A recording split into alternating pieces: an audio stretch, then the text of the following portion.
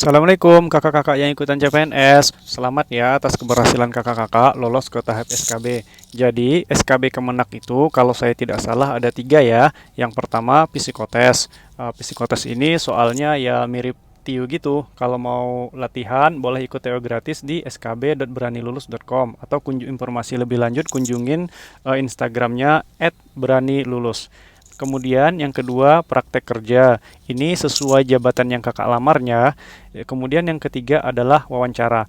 Nah, wawancara setiap instansi itu beda-beda ya kak. Tentunya wawancara itu searah dengan visi misi dari instansi tempat kakak melamar. Untuk Kementerian Agama sendiri, kakak harus banyak belajar tentang moderasi beragama. Jadi mungkin kakak sudah lihat ya kak ya, di channel-channel lain itu bahas SKB tentang apa sih tujuan kakak ini jadi CPNS sebenarnya untuk apa gitu. Itu kakak boleh lihat di channel-channel lain. Namun di channel ini saya lebih membahas tentang wawancara di Kementerian Agama itu. Banyak nanti kakak berdiskusi dengan pewawancara itu tentang moderasi beragama. Karena Kemenak sekarang itu lebih gencar melaksanakan diklat moderasi beragama, mulai dari pejabat eselon 1 sampai bawah itu nanti ke bagian trainingnya. Nah, saya bacakan ya kak ya, pesan Pak Menteri, Gus Menteri ketika memimpin rapat koordinasi dari kantor Kemenak. Berikut pesannya yang saya kutip dari pojok Gusman. Saya berpesan tentang tiga hal penting yang harus diperhatikan ASN Kemenak dalam implementasi MB. MB itu moderasi beragama. Pertama, ASN Kemenak harus bersungguh-sungguh mengikuti Master Training Moderasi Beragama yang telah dirancang Pokja. Master Training MB akan digelar secara bergilir mulai dari pejabat eselon 1 hingga ke bawah. Tujuannya memberikan kecakapan moderasi beragama dengan menggunakan berbagai pendekatan, system thinking, transformative leadership, hingga theory of change. Kedua, seluruh satker tidak membuat terjemahan sendiri-sendiri dalam implementasi moderasi beragama. Tim Pokja Moderasi Beragama yang dipimpin Sekjen Kemenak sudah bekerja keras menyiapkan konsepnya untuk dilatih dan diimplementasikan. Jadi tidak perlu membuat tafsir sendiri-sendiri. Ketiga, sebagai leading sektor dari seluruh kementerian, moderasi beragama harus menjadi cerminan ASN Kemenak dalam bersikap dan bertindak melayani masyarakat. Jangan bikin malu leading sektor tapi perilakunya masih tidak moderat.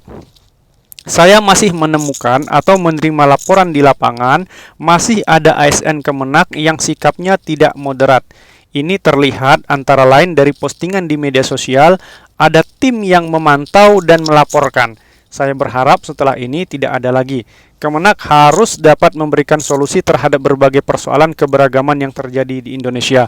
Nah, itulah tulisan yang saya kutip dari pojok Gusman. Jadi, untuk SKB Kementerian Agama itu sendiri nanti kakak harus lebih giat lagi mencari materi-materi terkait moderasi beragama.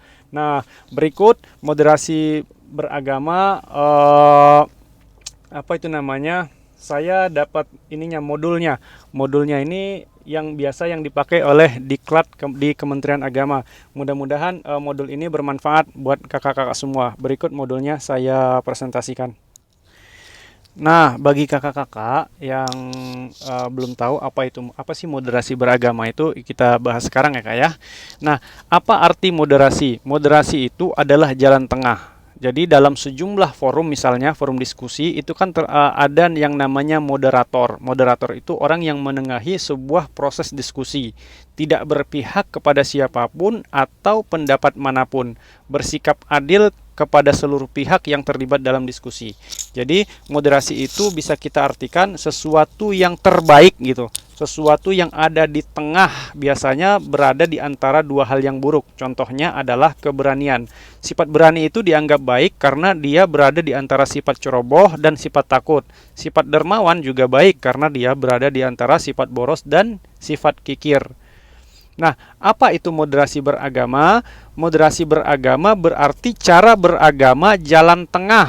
Sesuai pengertian moderasi tadi, dengan moderasi beragama, seseorang tidak ekstrim dan tidak berlebihan saat menjalani ajaran agamanya. Orang yang mempraktekkannya itu disebut dengan moderat. Kemudian, benarkah bersifat ekstrim itu buruk? Ya benar, jangankan sifat ekstrim ya, atau berlebihan terhadap sesuatu yang jelas-jelas buruk seperti kesombongan. Bahkan terhadap sesuatu yang dianggap baik pun, kalau itu berlebihan, implementasinya bisa menjadi buruk. Coba lihat sifat dermawan. Sifat ini kan dipastikan sifat baik karena dia berada di antara sifat boros dan sifat kikir. Tapi jika seseorang melakukan kedermawanan secara berlebihan, itu bisa jatuh ke dalam keborosan. Kalau sudah begitu, bahkan kebaikan pun bisa menjadi buruk. Nah, kuncinya, jadi kunci moderasi adalah tidak berlebih-lebihan, apalagi dalam masalah agama. Nah, kunci ini penting dipahami supaya setiap orang bisa mempraktekkannya dalam kehidupan sehari-hari. Nah, bisa disebutkan contoh beragama yang berlebihan itu seperti apa? Nah, contoh berlebihan dalam agama itu, contoh paling gamblangnya adalah ketika seseorang pemeluk agama mengkafirkan saudaranya yang sesama pemeluk agama yang sama hanya gara-gara mereka berbeda dalam paham keagamaan, padahal hanya Tuhan yang maha tahu apakah seseorang itu sudah termasuk kategori kafir atau tidak. Seseorang yang bersembahyang terus-menerus dari pagi hingga malam tanpa mempedulikan problem sosial di sekitarnya bisa disebut berlebihan dalam agama. Seseorang juga bisa disebut berlebihan dalam beragama ketika ia sengaja merendahkan agama orang lain atau gemar menghina figur atau simbol suci agama tertentu. Dalam kasus seperti ini, ia sudah terjebak dalam ekstremitas yang tidak sesuai dengan prinsip-prinsip moderasi beragama. Ada contoh sikap ekstrim lain? Ada. Misalnya, seseorang menyantap makanan atau mereguk minuman yang jelas-jelas haram menurut ajaran agamanya hanya karena alasan toleransi kepada umat agama lain, atau merusak rumah ibadah karena tidak setuju paham keagamaannya. Sikap ekstrim lainnya adalah mengikuti ritual pokok ibadah agama lain karena alasan tenggang rasa. Ini semua tidak bisa dibenarkan. Bersikap moderat cukup dengan menghormati orang lain dan tidak mengganggu satu sama lain. Ia sendiri harus mantap dengan kepercayaannya, tidak perlu menggadaikan keyakinan.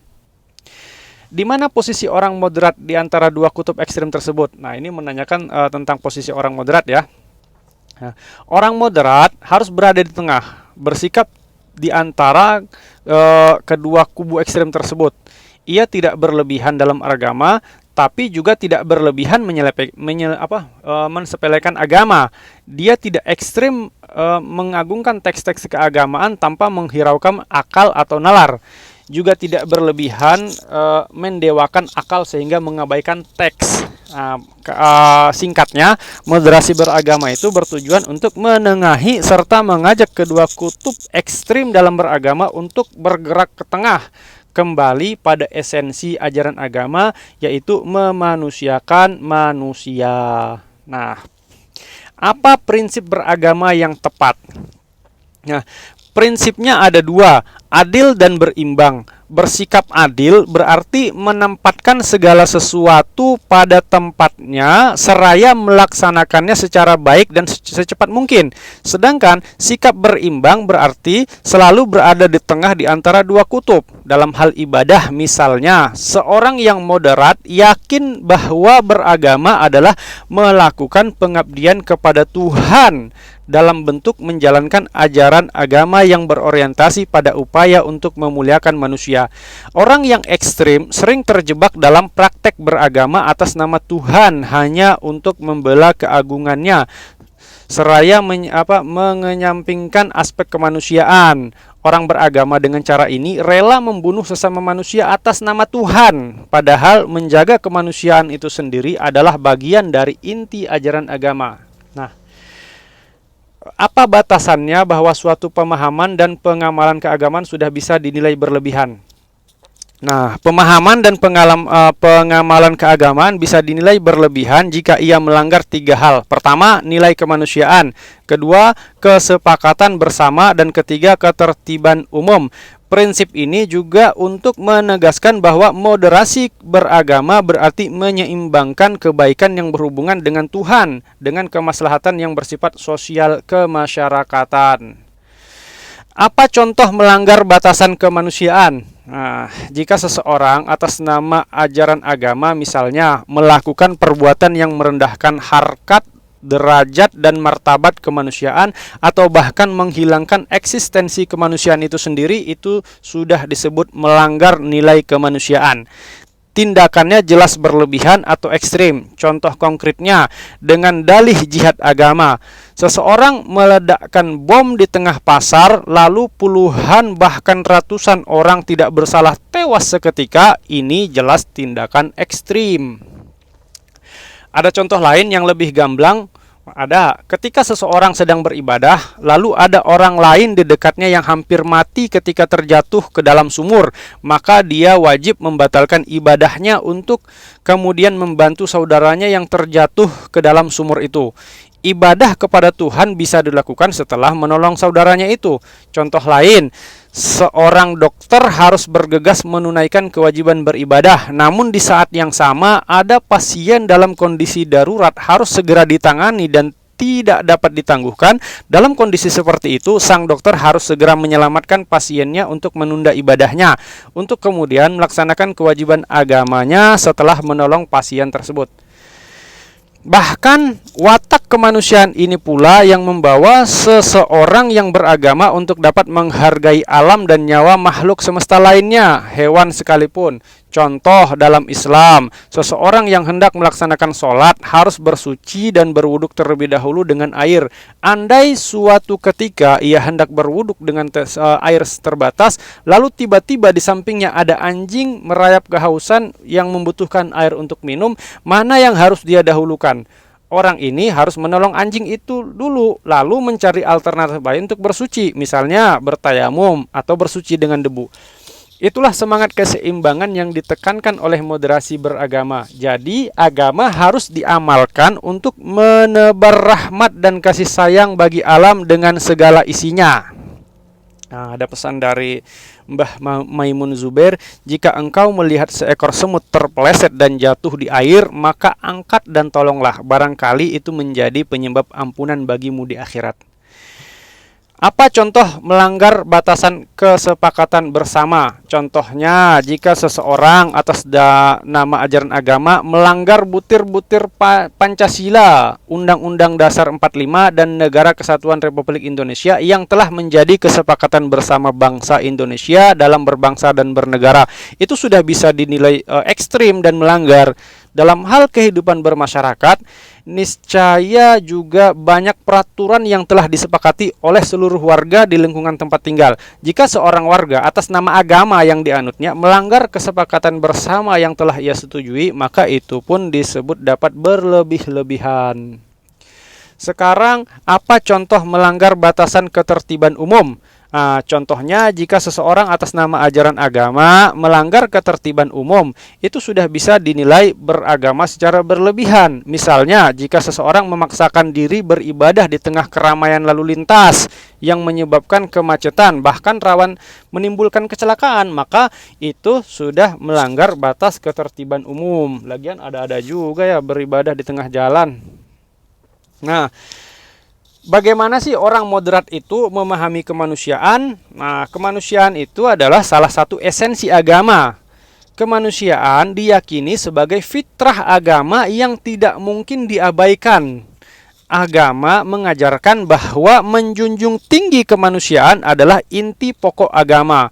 Tuhan diyakini menurunkan agama dari langit ke bumi justru untuk melindungi kemanusiaan. Pendek kata, inti pokok ajaran agama adalah untuk menjaga kemanusiaan, bukan untuk menghancurkan kemanusiaan itu sendiri.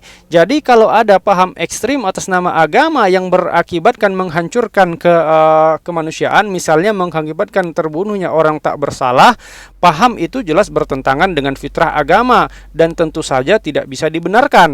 Nah, orang moderat akan memperlakukan mereka yang berbeda agama itu sebagai saudara sesama manusia dan akan menjadikan orang yang seagama sebagai saudara seiman. Orang moderat akan sangat mempertimbangkan kepentingan kemanusiaan di samping kepentingan keagamaan yang bersifat subjektif. Bahkan dalam situasi tertentu, kepentingan kemanusiaan mendahului subjektif keagamaan. Samakah moderasi beragama dengan moderasi agama? Tidak sama. Agama tidak perlu dimoderasi karena agama itu sendiri telah mengajarkan prinsip moderasi, keadilan dan keseimbangan. Jadi, bukan agama yang harus dimoderasi, melainkan cara penganut agama dalam menjalankan agama itulah yang harus dimoderasi. Tidak ada agama yang mengajarkan ekstremitas, tapi tidak sedikit orang menjalankan ajaran agama berubah menjadi ekstrim. Nah, apa contoh konkret untuk membedakan agama dan beragama? Misalnya, ajaran agama untuk memuliakan perempuan, ajaran ini bersifat pasti dan tidak ada yang memperdebatkan. Itulah ajaran agama. Tapi bagaimana cara memuliakan perempuan menurut ajaran agama? Itu masing-masing umat beragama melakukan praktik yang berbeda-beda. Itulah yang disebut beragama. Contoh yang mudah terlihat misalnya ada paham dan amalan agama yang ekstrim membatasi aktivitas sosial perempuan, seperti larangan keluar rumah bagi perempuan meskipun untuk menuntut ilmu. Namun ada juga paham dan amalan agama yang memberi ruang kebebasan ekstrim bagi perempuan untuk beraktivitas sosial sehingga menyepelekan tanggung jawab keluarga. Di antara keduanya ada juga paham dan amalan agama yang cenderung moderat dengan memberikan hak-hak kesetaraan gender kepada perempuan, tetapi tetap membatasi dengan etika dan adat istiadat lokal yang berlaku. Jadi moderasi beragama sama dengan toleran. Toleran itu hasil yang diakibatkan oleh sikap moderat dalam beragama. Moderasi adalah proses, sedangkan toleransi adalah hasilnya. Seseorang yang moderat bisa jadi tidak setuju atas suatu tafsir ajaran agama, tapi ia tidak menyalahkan orang lain yang berbeda pendapat dengannya. Begitu juga seorang yang moderat niscaya punya keberpihakan atas suatu tafsir agama, tapi ia tidak memaksakan untuk berlaku untuk orang lain. Nah, berarti orang yang moderat tidak teguh dalam beragama dong. Wah, tentu saja tidak demikian. Seorang yang moderat juga harus memiliki pendirian teguh dan semangat beragama yang tinggi. Namun, ia harus mampu memilih mana pokok ajaran agama, di mana ia harus berpendirian teguh, dan mana tafsir ajaran agama, di mana ia perlu toleran, menghormati pendirian orang lain, dan tidak menyalah-nyalahkan. Tetapi urusan pokok agama tidak boleh ada kompromi dalam hal meyakini dan mempraktekkannya. Tapi untuk urusan agama yang bersifat hukumnya diperdebatkan dan ada beragam pandangan, seorang moderat akan mengambil sikap hukum tertentu untuk dirinya, tapi tidak memaksakan hukum itu berlaku untuk orang lain. Itulah makna toleran. Nah, bagaimana cara membedakan pokok agama dan tafsir agama? Untuk bisa memilih mana wilayah pokok agama yang harus dibela secara teguh dan mana wilayah tafsir ajaran agama yang terbuka untuk berbeda, seorang umat beragama harus mempelajari ajaran agamanya dengan baik dan secara mendalam. Ia harus mencari ilmu melalui guru atau sumber yang terpercaya. Sikap moderat dalam beragama akan lebih mudah diterapkan jika seseorang memiliki pengetahuan agama yang baik dan memadai. Pengetahuan luas akan mengantarkannya menjadi orang yang bijaksana. Berpengetahuan itu penting karena untuk dapat berdiri di tengah, seorang yang moderat perlu tahu tafsir agama yang ada di ujung ekstrem kiri dan ujung ekstrem kanan. Sikap hanya melihat kebenaran suatu tafsir agama dan buta terhadap kebenaran tafsir lain dapat menjerumuskan seseorang pada sikap ekstrim dan cenderung mengklaim kebenaran menurut versi dirinya saja. Pendek kata, singkatnya, untuk moderat seseorang perlu berilmu. Apalagi syarat moderat selain berilmu? Selain berilmu, seorang moderat itu juga harus mampu mengendalikan emosi, berakhlak baik, pemaaf, menjadi teladan, dan sanggup berempati. Dalam menyikapi masalah keagamaan, ia harus mampu mendahulukan rasa daripada emosi dan harus mengedepankan akal ketimbang otot. Moderasi beragama harus dibarengi dengan sikap berbudi. Dengan begitu, seorang yang moderat dalam beragama akan senantiasa berhati-hati dalam bertindak, tidak gegabah, melirik ke kanan dan ke kiri ke kanan, dan selalu mempertimbangkan baik buruknya setiap pilihan.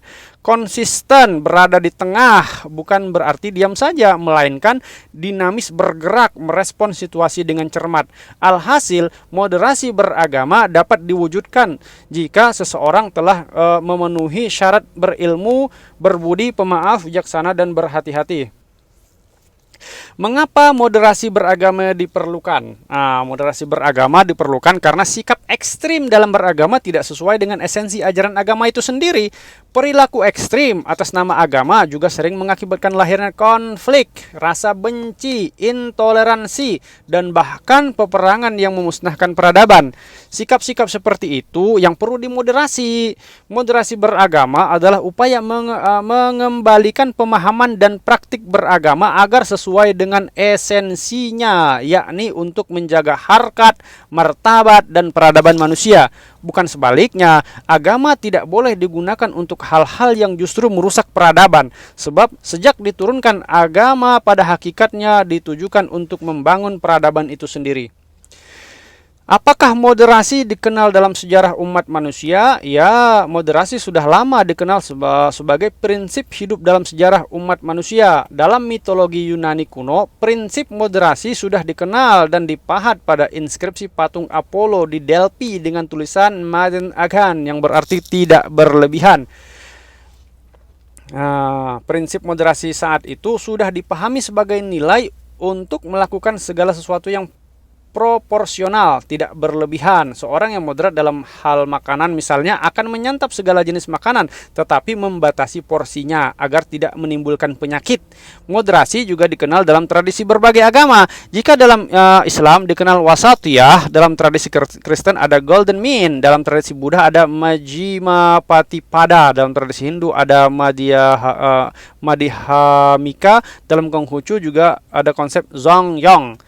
Begitu juga dalam tradisi semua agama selalu ada ajaran jalan tengah. Semua istilah dalam setiap agama itu mengacu pada suatu titik makna yang sama, yakni bahwa memilih jalan tengah di antara dua kutub ekstrim dan tidak berlebihan merupakan sikap beragama yang paling ideal. Nah, bagaimana menempatkan moderasi beragama dalam konteks Indonesia? Moderasi beragama adalah bagian dari strategi bangsa ini dalam merawat Indonesia sebagaimana bangsa yang sangat beragam. Sejak awal, para pendiri bangsa sudah berhasil mewariskan suatu bentuk kesepakatan dalam berbangsa dan bernegara, yakni Negara Kesatuan Republik Indonesia yang telah nyata berhasil menyatukan semua kelompok agama, etnis, bahasa, dan budaya. Indonesia disepakati bukan negara agama, tapi juga tidak memisahkan agama dari kehidupan sehari-hari warganya. Nilai-nilai agama dijaga, dipadukan dengan nilai-nilai kearifan dan istiadat lokal.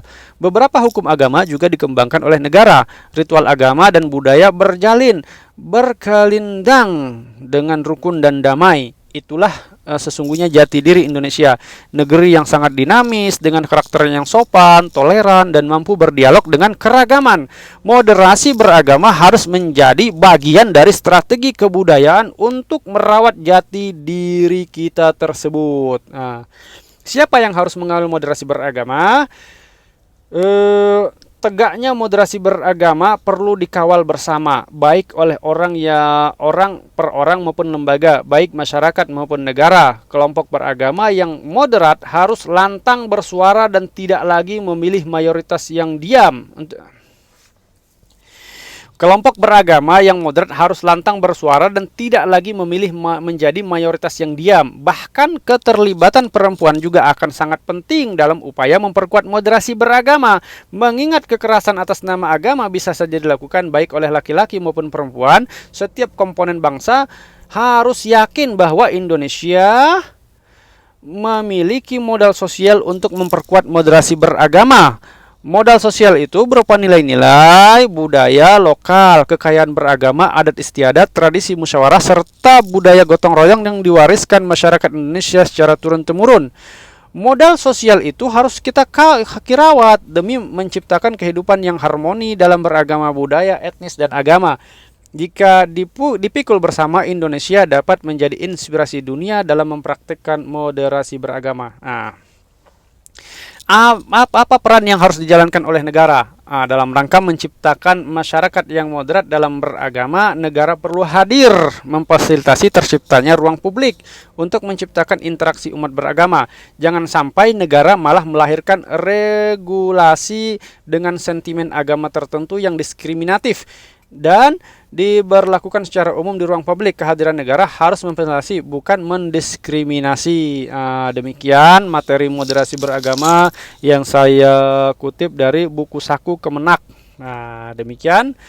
Mudah-mudahan para pejuang ASN, saya doakan kalian diberikan kemudahan dalam wawancara dan bisa bergabung dengan Kementerian Agama atau kementerian-kementerian yang tempat teman daftar, bisa membahagiakan kedua orang tua, bisa menjadi kebahagiaan dan panutan bagi keluarga-keluarganya.